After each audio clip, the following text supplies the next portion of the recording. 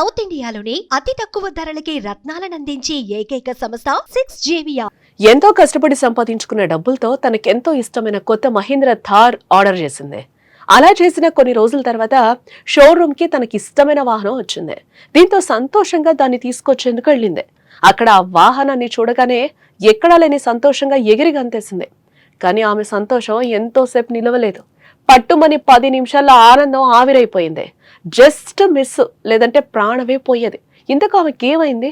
Car తీసుకుందామని వచ్చిన మహిళ ఆసుపత్రిలో ఎందుకు చికిత్స తీసుకుంటోంది?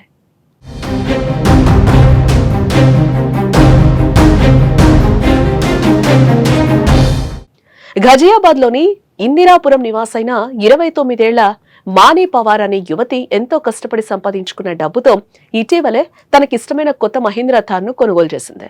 అయితే తన భర్త ప్రదీప్ తో కలిసి దాన్ని డెలివరీ తీసుకోవడానికి ఢిల్లీలోని నిర్మాణ్ విహార్ లో ఉన్న మహీంద్రా షోరూమ్ కు వచ్చింది. ఆ కారు విలువ సుమారు 27 లక్షలు కాగా కారును బయటకు తీసుకెళ్లే ముందు ఆమె ఒక చిన్న పూజ చేయాలని నిశ్చయించుకుంది. ముఖ్యంగా షోరూమ్ లోని మొదటి అంతస్తులో నిలిపి ఉంచిన కారు టైరు ముందు నిమ్మకాయలను పెట్టారు. వాటిని తొక్కించాలని చూశారు. కానీ దురదృష్టవశాత్తు ఆమె బ్రేక్ కు బదులుగా యాక్సిలరేటర్ ను బలంగా నొక్కారు.